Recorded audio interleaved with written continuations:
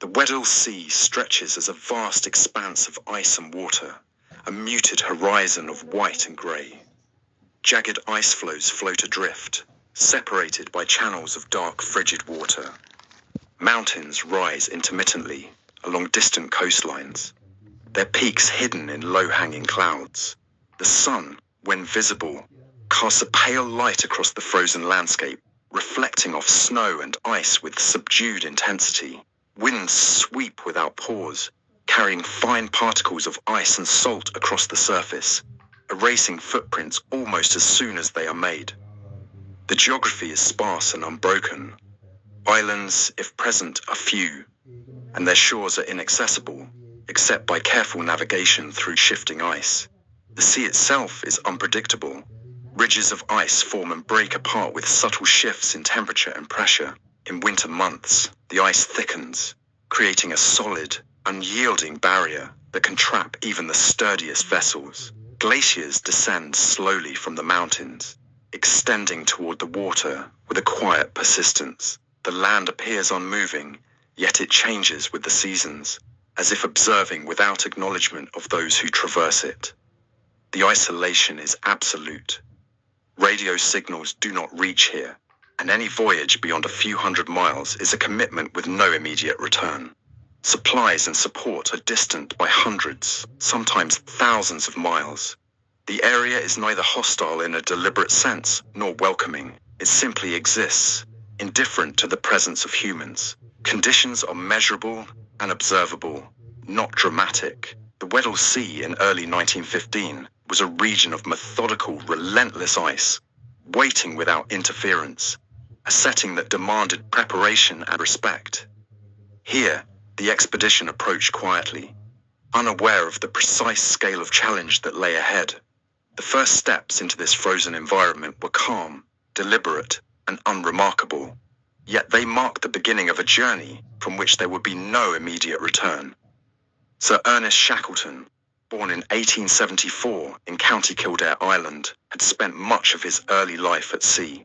By the time of the Imperial Transantarctic Expedition in 1914, he had already participated in the Discovery Expedition, 1901-1904, and led the Nimrod Expedition, 1907-1909. Both ventures had provided him with experience in navigation, survival, and leadership under extreme conditions. Shackleton was selected to lead the new expedition with the aim of making the first land crossing of the Antarctic continent, a journey that required precise planning and careful allocation of human and material resources. The crew of the Endurance consisted of 27 men, drawn primarily from Britain, with experience ranging from seafaring to engineering, carpentry, and dog handling. Each member had been chosen for their practical skills and capacity to endure hardship. Frank Worsley, the ship's captain, was an accomplished navigator whose knowledge of celestial and coastal navigation was considered essential. Frank Wild, the second in command, had previously participated in Antarctic expeditions and was responsible for maintaining discipline and morale among the men. Other crew members included scientists, mechanics, seamen, and a doctor, each selected to fulfill a specific role.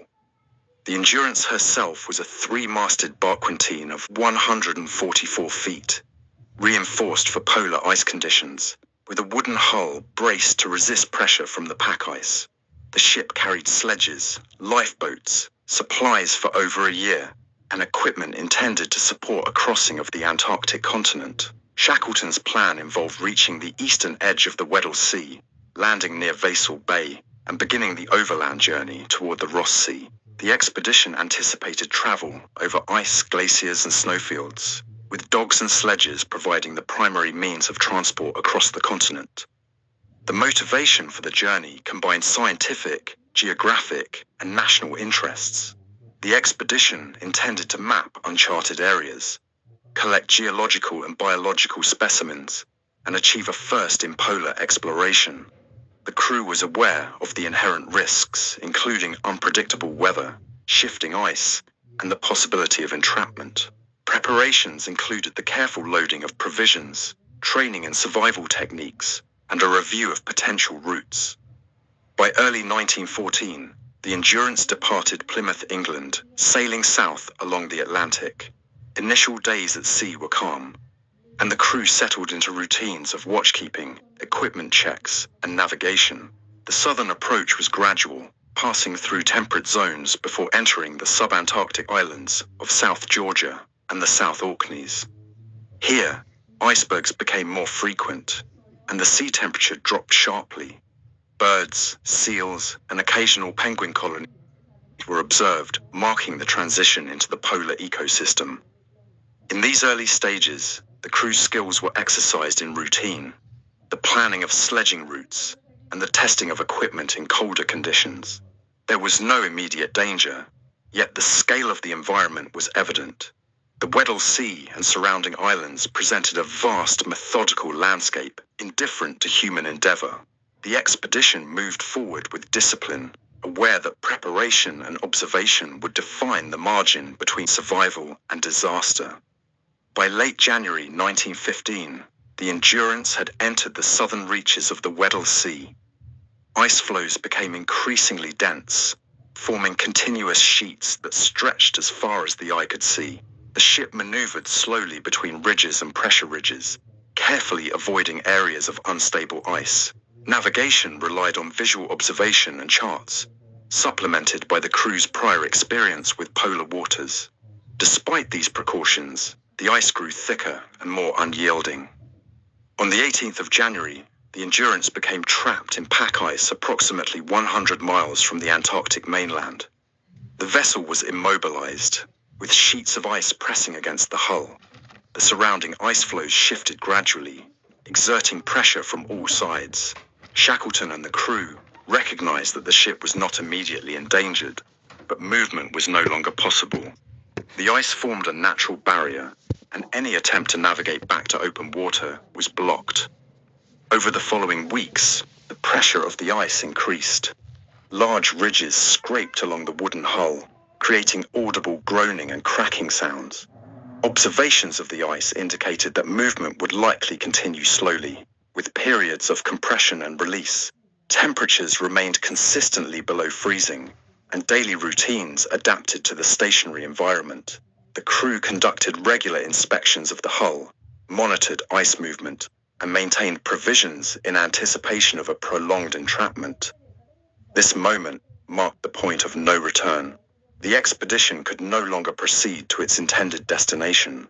The Weddell Sea had become a frozen enclosure, and the crew's isolation was absolute.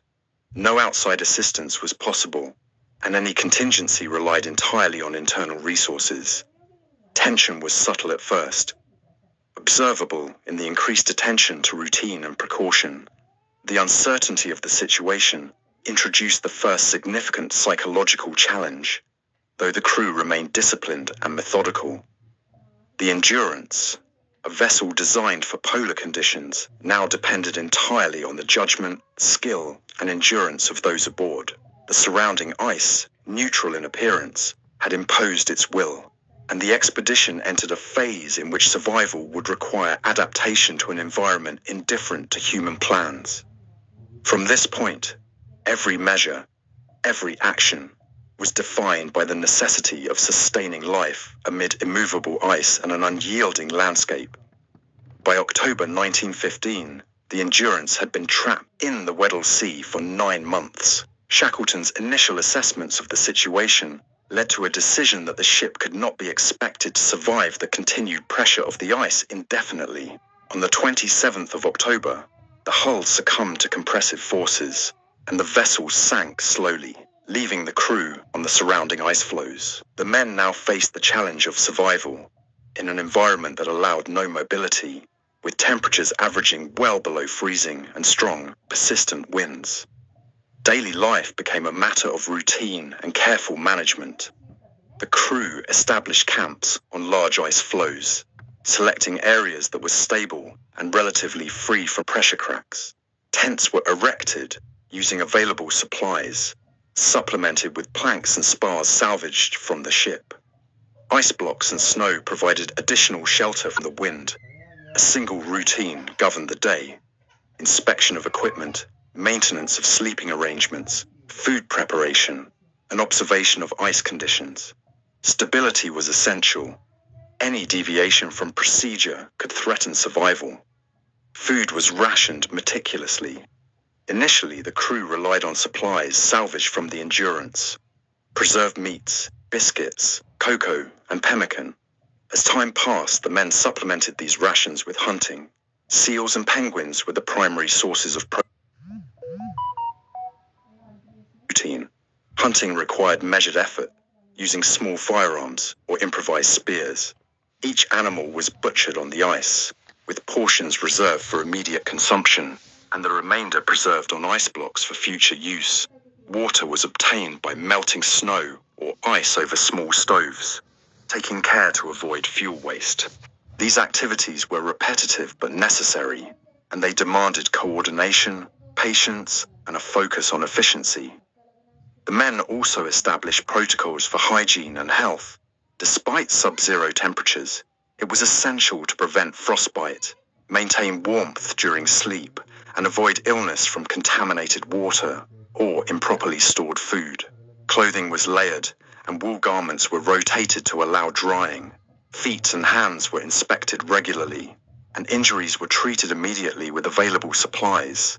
Minor ailments could quickly become life-threatening in such conditions, making vigilance essential. Mental discipline was as important as physical survival.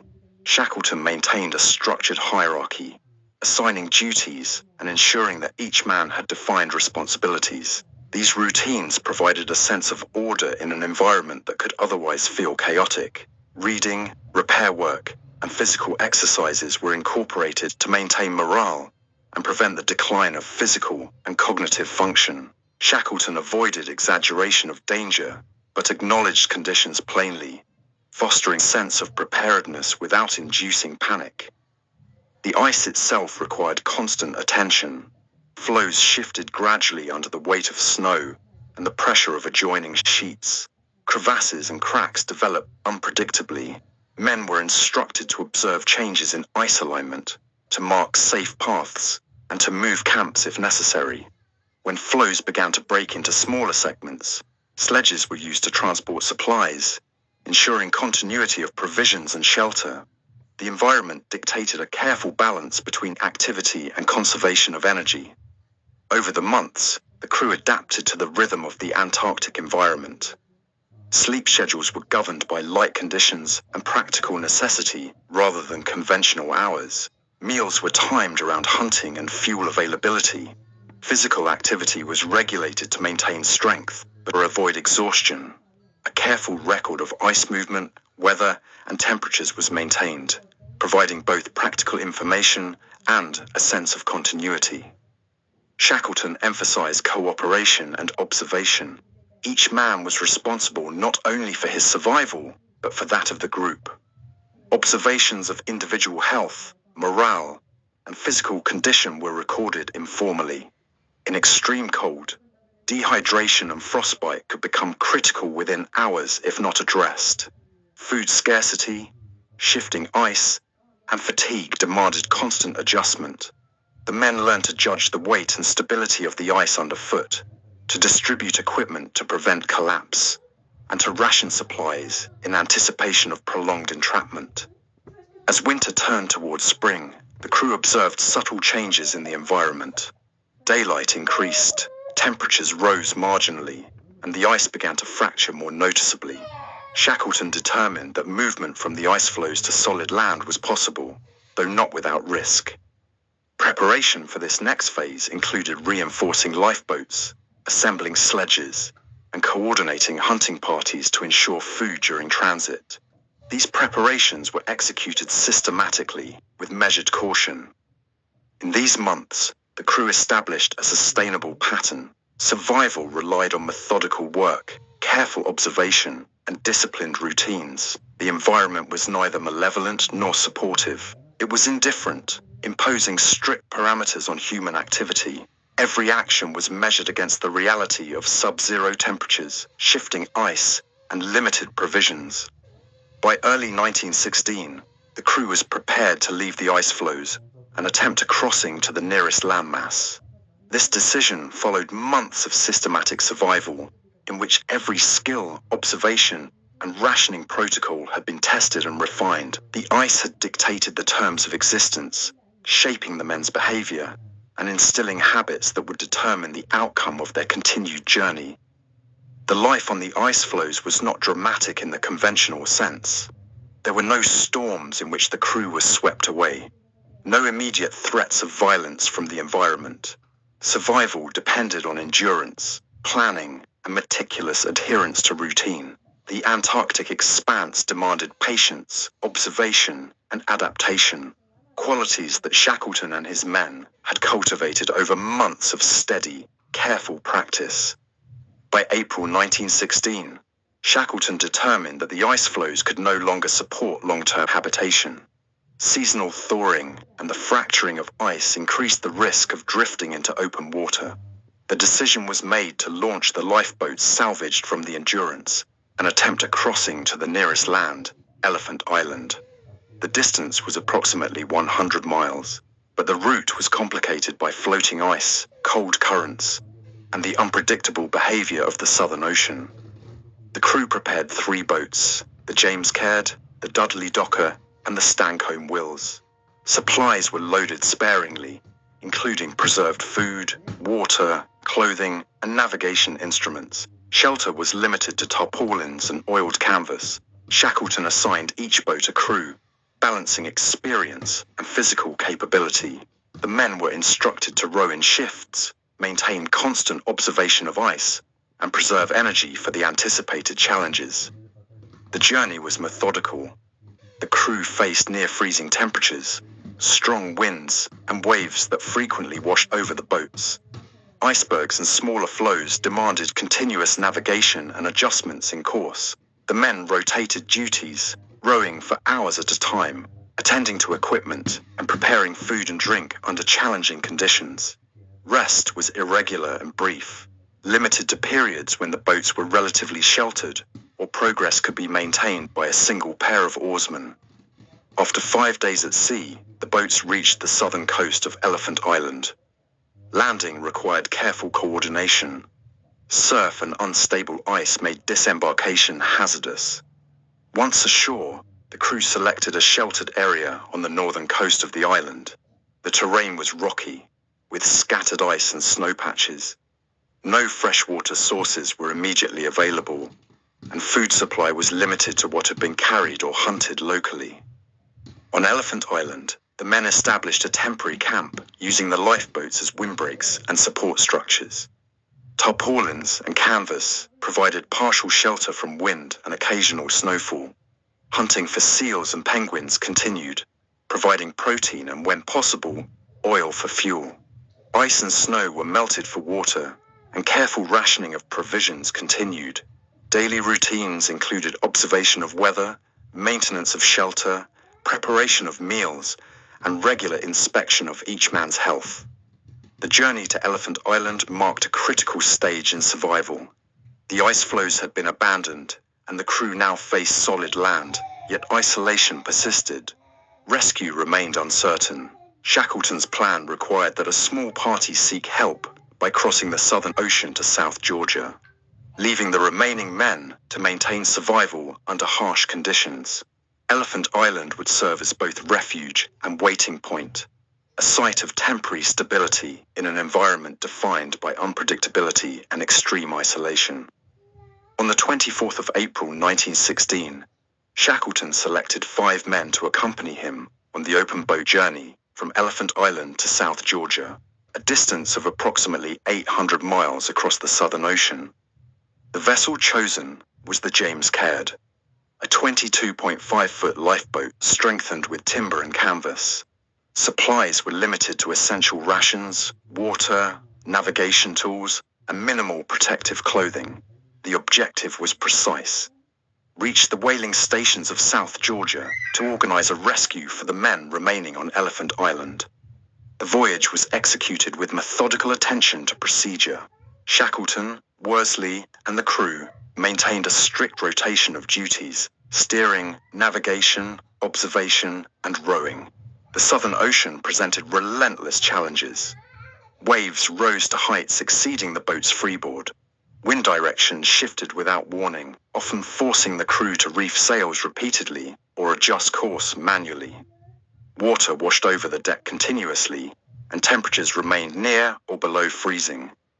Navigation relied on Worsley's skill with a sextant and chronometer. Clouds and storms occasionally obscured celestial bodies, requiring estimation and careful observation. Course corrections were frequent, as icebergs and floating debris necessitated minor but critical adjustments. Every maneuver was deliberate, measured to preserve both the boat's integrity and the crew's energy.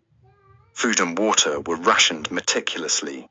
Each man consumed a small portion of preserved pemmican and chocolate daily, supplemented by occasional water melted from ice.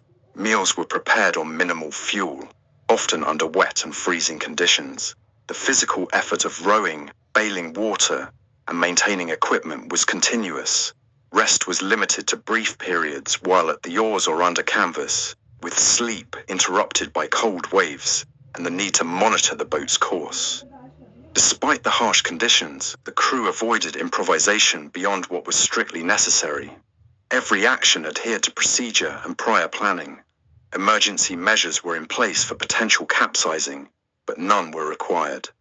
Navigation and vigilance were the principal tools of survival.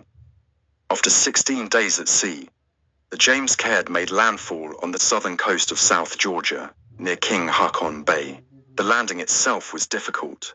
Surf, rocks, and steep terrain required careful disembarkation. Once ashore, Shackleton organized a trek across glaciers and mountainous terrain to reach the whaling station at Stromness. The crew covered approximately 32 miles of difficult terrain over 3 days, moving with measured steps and using available equipment for support. The successful crossing of the Southern Ocean and subsequent overland trek marked the first stage in organizing the rescue of the remaining crew. The men aboard the James Caird had endured the full force of the Antarctic environment, relying on navigation, procedure, rationing, and disciplined effort. The expedition's survival continued to depend on planning, observation, and methodical action, rather than chance or dramatic interventions. After reaching the whaling station at Stromness on South Georgia, Shackleton organized efforts to rescue the men left on Elephant Island. The journey across glaciers and mountainous terrain had delivered him to a point of logistical support, but the remoteness of Elephant Island remained a limiting factor. Communication was non-existent beyond South Georgia, and any rescue required careful planning, timing, and suitable transport. Several attempts were made using available vessels. Sea ice, weather conditions, and the limitations of the boats repeatedly delayed progress. Shackleton and his team observed ice conditions carefully, waiting for a window in which the Southern Ocean could be navigated with minimal risk. The initial attempt, using a small whaler, was blocked by dense ice, preventing departure. A second attempt met a similar obstacle. Finally, on the 30th of August 1916, Shackleton successfully reached Elephant Island using the Chilean vessel Yelko, commanded by Captain Luis Pardo. Upon arrival, all 22 men remaining on Elephant Island were found alive. The crew had maintained their health, managed food and water carefully, and continued daily routines established months earlier. The men were cold, fatigued, and affected by the prolonged stress of isolation, yet none had suffered severe frostbite or illness beyond minor ailments. The rescue was carried out systematically, with no hurry beyond practical necessity. Each man was assisted aboard the Yelko, equipment was retrieved, and provisions were secured. The return journey to South Georgia, and then to Punta Arenas in Chile, was completed without incident. Medical examinations confirmed that all men were in adequate condition, though weakened by the months of limited food and extreme exposure. No additional casualties occurred during transit. The completion of the rescue marked the final stage of the expedition's survival narrative. The men had been isolated for more than 4 months following the loss of the Endurance, and their extraction was the result of careful planning, disciplined routines, and adherence to procedure, rather than any singular dramatic event. The environment had dictated the terms of survival at every stage. and the expedition's continuation depended on measured, deliberate actions, rather than improvisation. Shackleton's successful retrieval of the crew closed the operational chapter of the Imperial Transantarctic expedition. Observation, methodical decision-making, and disciplined effort had allowed 27 men to survive the Antarctic environment without lost life. The story of rescue concluded quietly, without celebration, emphasizing closure and the factual resolution of prolonged isolation.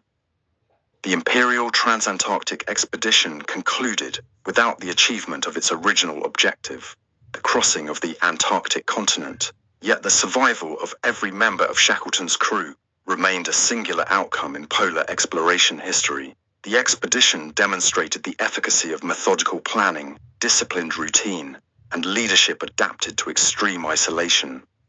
The techniques employed, ranging from ration management, shelter construction and hunting, to navigation across ice and open water, provided practical examples for future expeditions. Observations of ice behavior, weather patterns, and sea conditions were recorded systematically, adding to the broader understanding of the Weddell Sea and South Georgia regions.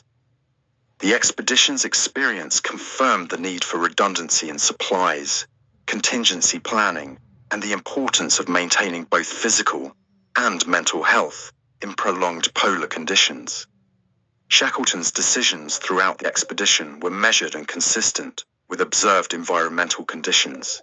The crew's adaptation to ice flows, their preparation for the voyage to Elephant Island, and the meticulous execution of the James Caird crossing all reflected survival strategies grounded in observation and forethought. The men's endurance was a product of methodical preparation rather than chance or heroism dramatized in retrospect. Historically, the expedition occupies a position between exploration and survival science. It offered empirical evidence of human capability under conditions of extreme isolation and environmental constraint. The Antarctic environment, indifferent to human presence, imposed strict limits on mobility, sustenance, and safety.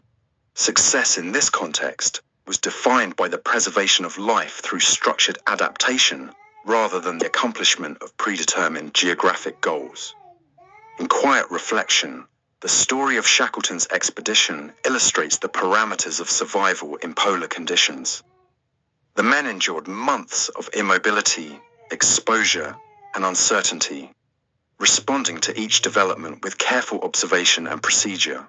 Their survival underscores the intersection of human skill, environmental understanding, and disciplined execution. The legacy of the Endurance and her crew is preserved not in narrative embellishment, but in documentation, records, and analysis of real events. The Antarctic remains as it did in 1915, indifferent, vast, and unyielding, while the expedition stands as an example of methodical survival within its confines.